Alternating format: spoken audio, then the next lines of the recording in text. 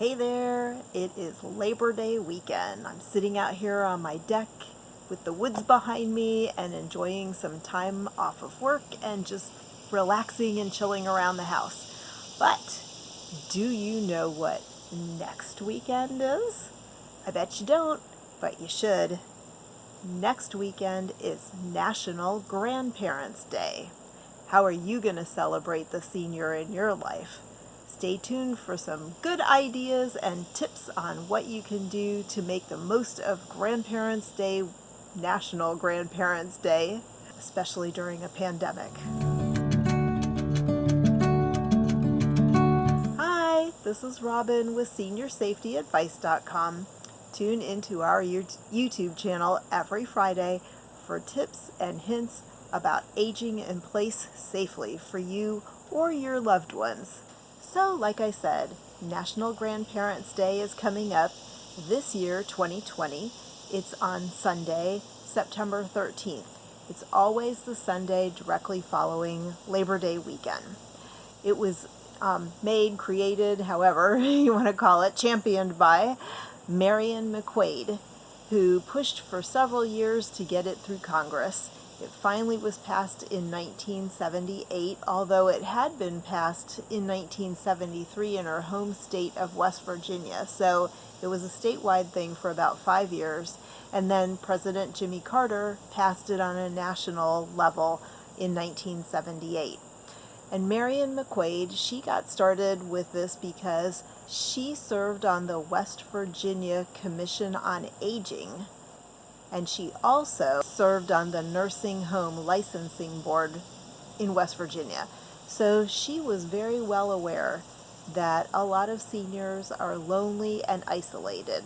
And it was her idea that if she started, or if anybody started a National Grandparents' Day, it would be something that would remind people on an annual basis that they did have senior loved ones, and it was a good time to give these people a call, spend some time with them, something to remember your grandparents.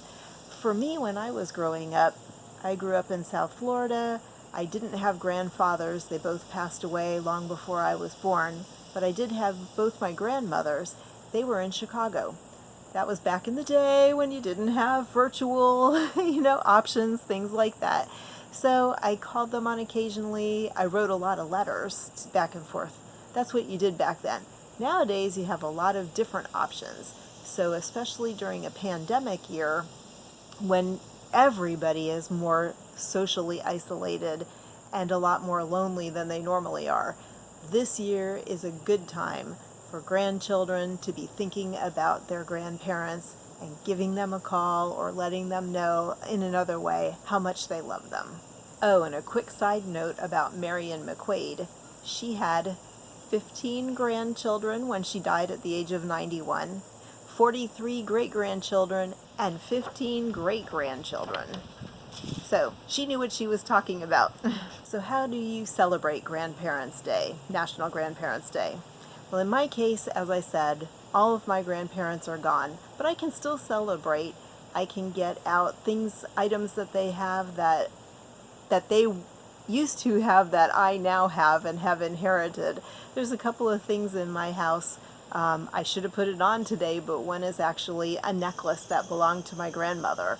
It's something, she was born in 1892.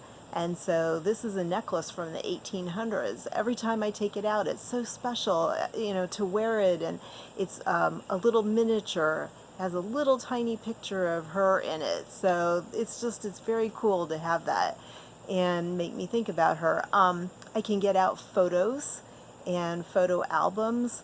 I have some of her letters because she and I used to write back and forth to each other. My grandmother, our family heritage is German. And so when I was in high school, I took 3 years of German. So I would write to her in German, and then she would write me back and correct me because I didn't do it right. But still, it's fun. It was fun. It was a nice connection with her, and I can get those out and look at them again and think about her. Now, if your grandparents are still alive, one of the ways that you can celebrate them is to learn something from them. in my kids' case, my father, their grandfather, taught them how to drive. Thankfully, because I know my daughter and I had some issues when I was trying to help her, but my dad was very patient. And so he took them out and taught them how to drive, as he did with me and my sister. And it was a nice memory for my kids. That's a memory. But now, like in my grandmother's case, the one that I was talking about, who is from Germany, was from Germany, she embroidered and did crochet. So she taught me how to crochet. So every time I make a blanket or something like that, I think about her. You can take advantage of that too. If your grandmother has a special recipe, have her help you make it. Maybe it's the world's greatest chocolate cake. Work with her in the kitchen after the pandemic, but work with her in the kitchen and learn how to make this great recipe. Again, my grandmother embroidered, so she taught me how to embroider, and I have actually got an apron of hers that she embroidered for me, so there you go. So it's a nice memory. I have a tablecloth that she made for me with napkins, just a lot of fun things like that, but you can learn those things, and then you'll always have your grandparent close to you. So how do you do that in the pandemic? Well, okay, at least we have a virtual option now. So if your grandparents are at all computer savvy, you can do some things with them via Skype and Zoom and things like that, where they will be able, FaceTime, they'll be able to talk with you, you can talk with them. It's particularly important now during the pandemic because so many seniors that I know, I'm a dental hygienist, and so I have elderly patients who come in and they tell me they've been shut in their house for the last 6 months. They haven't even gone out at all, except for maybe occasionally to the grocery store, but a lot are even having groceries delivered. So they're really excited to come and see me at the dentist because it's the first outing that they have had in 6 months. So again, virtually you can visit your grandparents and make their day, because any grandparent I have ever met, if their grandchildren talk to them, call them, whatever, they're so excited. So do that. Another way to remember them is to play their music. As I was going through my notes and making up this, my ideas for this video, I had big band era music playing in the background.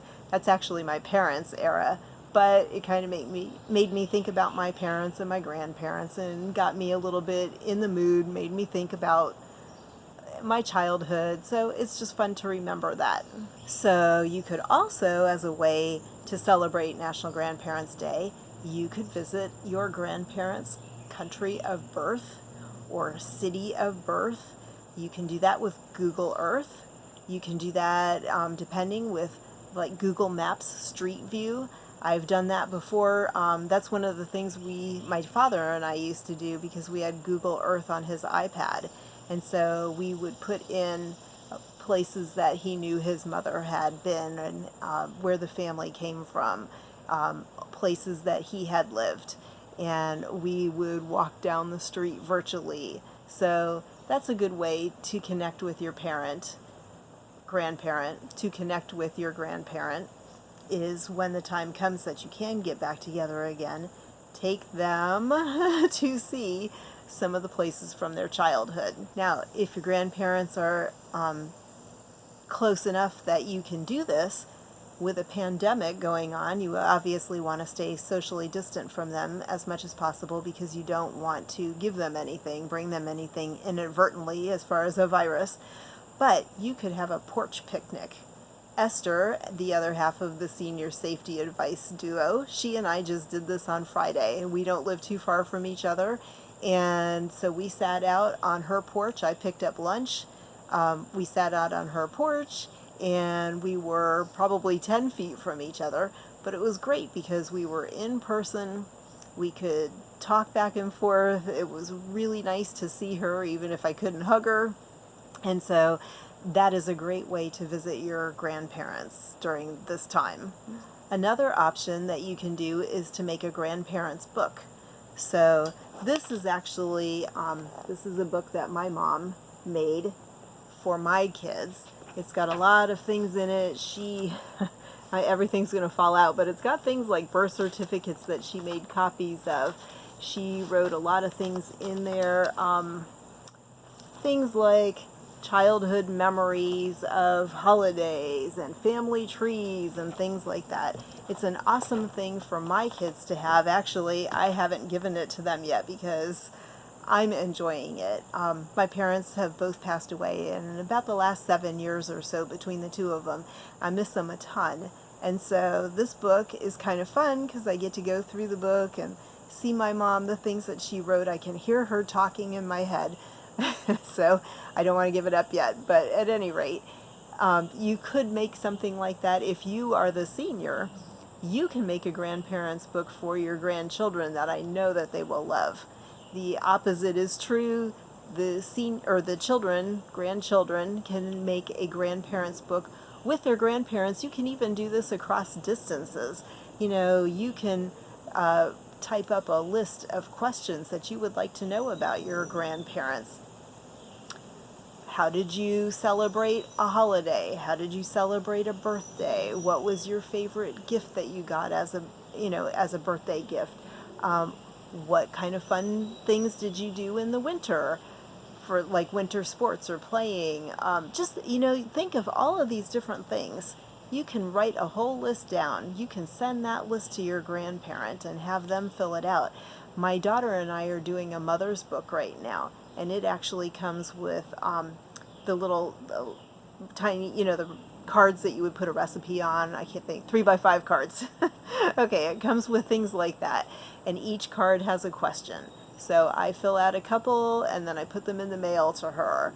She fills out things that she, wants me to know that are in relation to those questions. She sends them back to me. You can do the same thing and create your own grandparents' book. Some of these books are also online, so you can make versions online. You can do a video. It would be awesome to make a list of questions and then have your grandparent answer those questions on video. Again, something, even if you can't be in person with them, you could do these kinds of things on FaceTime or something like that, a virtual chat, so that you can actually record it. So I am sure that you could think of some things to do too. If you have any other ideas about how to celebrate National Grandparents Day, put them in the comments below because we would all love to hear them. And speaking of that, don't forget to subscribe to our channel. The button's over here. You'll get, as I said in the beginning, you'll get tips and hints and things, information about aging in place safely, which will help either the senior or the caregiver. Also, there's a notification bell there, so make sure you click that notification bell, and that way you'll get notified every time we release a new video. So remember again to get in contact if you can with your grandparents to celebrate National Grandparents Day. A phone call means more than you can ever possibly know. And even a card if you cannot do a phone call for some reason. Put a card in the mail, put a letter in the mail. Your grandparents will be thrilled. And don't forget, you have come from your grandparents. In a small way, they have contributed to the person that you are today, and you owe them that. So make sure that they're not lonely. Make sure that they know that you love them and care about them. Because trust me, someday it's going to be too late, and sometimes that comes faster than you think. So make sure you celebrate National Grandparents Day, and we'll see you in the next video. Thanks for watching. Bye.